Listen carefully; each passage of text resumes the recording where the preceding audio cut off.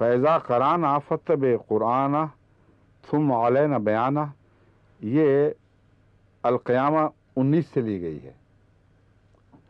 اب یہ میں درستی کرا رہا ہوں، اب دیکھ لیجئے کہ جلدی میں بعض دفعہ حوالے لکھے جائیں تو کس طرح غلطی رہ جاتی ہے، اور اس کو کوئی شریف انسان یہ نہیں کہہ سکتا کہ احمد نعوذ باللہ من ذالک قرآن کی طرف غلط باتیں منسوب ہوئی ہیں، لیکن چونکہ ہمارے دشمن بھی سن رہے ہیں، ان کو کوئی موقع نہ اللہ تعالیٰ عطا فرمائے، اس لیے میں درستی کر رہا ہوں۔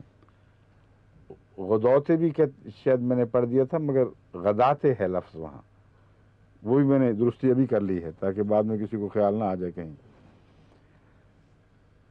آگے سنیے، اگلی آیت ہے لا تمدن عینیک الی ما متعنا بہ ازواجا منہم زہرۃ الحیات الدنیا، کہ تو اپنی آنکھیں اس طرف ممتد نہ کر، اپنی نظر کو اس طرف نہ دوڑا، ما متعنا بہ ازواجا منہم، جو ہم نے ان کو دنیا کے فائدے کی چیزیں دی ہیں، جوڑا جوڑا۔ زہرۃ الحیات دنیا، یہ دنیا کی زینتیں ہیں، دکھاوے کی، خوبصورتی کی باتیں ہیں۔ کہیں مراد یہ ہے کہ تمنا کے ساتھ ان پر نظر نہ ڈال، یہ کاش یہ مجھے حاصل ہوتی۔ تمدن عینیک کا یہ مطلب ہے۔ حضرت محمد رسول اللہ صلی اللہ علیہ وسلم مخاطب ہیں واحد میں، اور مراد یہ ہے کہ ساری امت کو یہی نصیحت ہے، 100% آپ کے تابع سب کے لیے یہ ہے۔ دوسری یہ آیت جو ہے یہ سورہ طٰہٰ 133 سے، یہ 132 ہے شاید، 132 سورہ طٰہٰ 132 سے لی گئی ہے، اور الہام مسلسل ابھی جاری ہے، بیچ میں کوئی وقفہ نہیں آیا ہوا، اسی طرح لکھا گیا ہے۔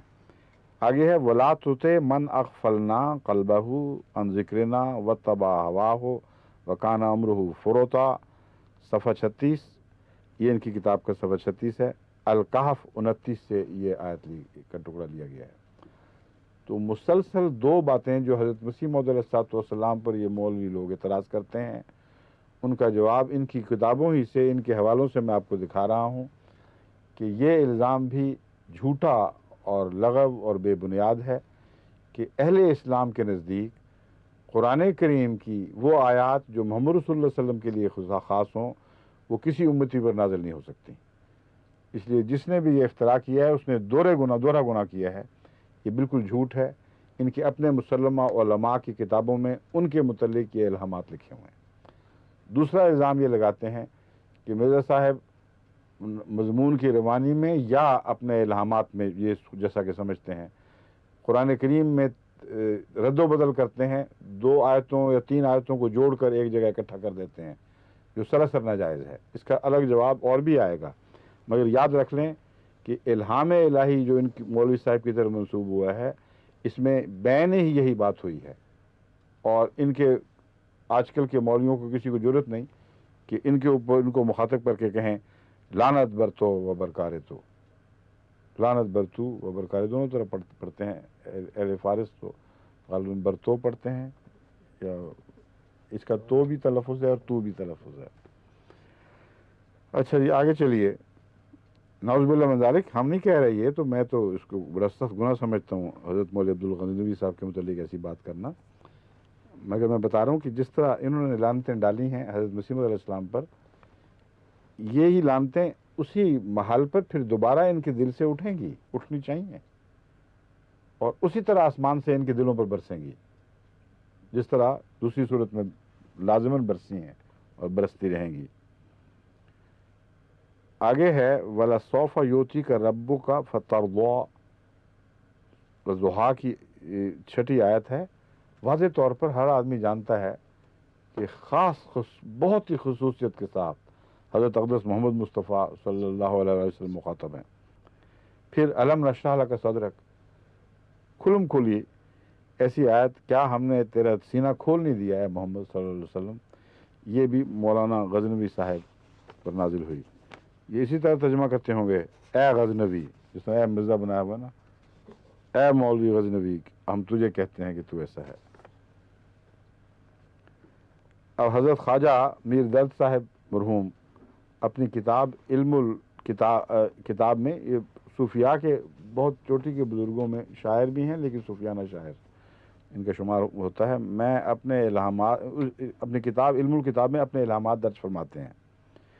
ان میں 2 درجن سے زائد الہامات آیات قرآنیہ پر مشتمل ہیں. مثلا ان میں سے ایک الہام یہ بھی ہے وَأَنذِرْ عَشِيرَتَكَ الْأَقْرَبِينَ، تو اپنے قریبی رشتہ داروں کو ڈرا. یہاں سے انذار شروع کر. خیرات گھر سے بانٹی جاتی ہے، یہ مضمون ہے. اور بین یہ الہام حضرت مسیح موعود علیہ السلام کو بھی ہوا، اور اس پر مولوی چیخ اٹھتے ہیں کہ دیکھو قرآن کریم کی وہ آیت جو رسول اللہ صلی اللہ علیہ وسلم کے لیے خاص تھی ان پر نازل ہو گئی. ان سب پر پھر وہی کیوں نہیں کہتے جو مرزا صاحب کے لیے تمہاری زبانیں کھلتی ہیں، یہ کیوں نہیں کہتے لعنت برتو و برکارتو، لعنت برتو و برکارتو؟ اگر کہتے ہو تو ہر لعنت تم پر الٹے گی، اور اگر نہیں کہتے تو خود تم لعنتی بن جاؤ گے، کیونکہ ایک جگہ اور معاملہ ہے، دوسری جگہ اور معاملہ ہے. تقویٰ باقی کہاں رہا؟ صرف شرارت و دشمنی باقی رہ گئی. لعنت سے بچنا محال ہے. بڑی مشکل میں پڑ گئے ہیں. ڈالیں تو تب الٹے، نہ ڈالیں تو ویسے جھوٹے ثابت ہوں. وہ بولوں تو ماں ماری جائے، نہ بولوں تو باپ کتا کھائے. وہی بات ہے ان کا وہی حال ہے ان کا. آگے سنیے. حضرت شیخ نظام الدین اولیاء ہندوستان میں، پاکستان میں، بر صغیر میں بہت ہی عظیم مرتبہ بزرگ ولی ہیں، جن بدنصیبی صرف یہ ہے کہ ان کی قبروں پہ اب سجدے ہو رہے ہیں، جن سجدوں کے خلاف انہوں نے ہمیشہ جہاد کیا اور توحید کو ایسی سوسائٹی میں پیش کیا جو شرک سے بری ہوئی تھی. سب سے بڑا ان کا مرتبہ اسی بات میں ہے کہ شرک کی آماج گاہوں کو جا کر توحید کی مساجد میں تبدیل کر دیا. فرماتے ہیں یہ آیت کئی دفعہ الہام ہوئی وما ارسلناک الا رحمت للعالمین. وہی آیت جو حضرت مسیح موعود علیہ السلام پر نازل ہوئی اور ہونی ضروری تھی کہ اگر آپ مسیح موعود تھے اور یہی آپ کا دعویٰ تھا تو یہ کیسے کہہ سکتے تھے کہ میں امت بنی اسرائیل کا ہوں رسول؟ صرف تم خود بھی تو مانتے ہو کہ مسیح جب دوبارہ نازل ہوگا تو ساری دنیا کا رسول بن کے آئے گا. جب محمد رسول اللہ کی امت کا بن گیا تو ساری دنیا کا تو بننا ہی بننا تھا، مگر وہ جو نہیں تھے، جو ہندوستان کے خاص علاقے میں خاص زمانے میں خدمت پر مامور ہوئے، ان کے متعلق خدا تعالیٰ بار بار فرماتا ہے وَمَا أَرْسَلْنَاكَ إِلَّا رَحْمَةً لِّلْعَالَمِينَ، ہم نے تجھے ایک رحمت کے سوا اور کچھ بنا کر نہیں بھیجا، اور رحمت سارے جہانوں کے لیے ہے. چنانچہ جس رنگ میں یہ الہام بعض دفعہ ہوا وہ بھی بڑا دلچسپ ہے.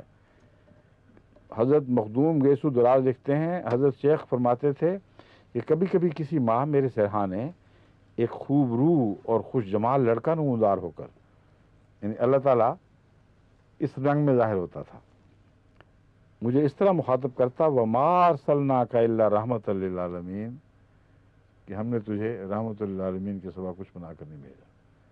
اب بتائیے مولوی صاحبان کہ یہ اگر نہ اسی قسم کی روایت مسیح علیہ السلام کے متعلق ہوتی تو تمہاری زبانیں کیا کیا نہ کھلتی، کس قسم کی بےہودہ سرائی تم نہ کرتے. اب کر کے دکھاؤ. اب کہہ سکتے ہو نعوذ باللہ من ذالک لعنت برتو و برکارتو. حضرت امام عبد الوہاب شارانی رحمۃ اللہ علیہ، حضرت محی الدین ابن عربی رحمۃ اللہ علیہ کا مذہب یوں لکھتے ہیں. عبد الوہاب شارانی بہت صاحب مرتبہ عالم خدا ترس بزرگ گزرے ہیں. وہ کہتے ہیں حضرت محی الدین ابن عربی کا مذہب یہ تھا فَيُرْسَلُ وَلِيًّا ذَا نُبُوَّةٍ مُطْلَقَةٍ وَيُلْهَمُ بِشَرِّ مُحَمَّدٍ صلی اللہ علیہ وسلم. یہاں مسیح کا ذکر ہو رہا ہے رسول کا. کہتے ہیں فَيُرْسَلُ وَلِيًّا، مسیح ایک ایسے ولی کے طور پر نازل ہوگا ذا نبوۃ مطلقۃ، جس کو مطلق نبوت عطا ہوگی، کوئی شرط نہیں ہے. وَيُلْهَمُ بِشَرِّ مُحَمَّدٍ، اور اس پر براہ راست محمد رسول اللہ کی شریعت نازل ہوگی. اب بتائیے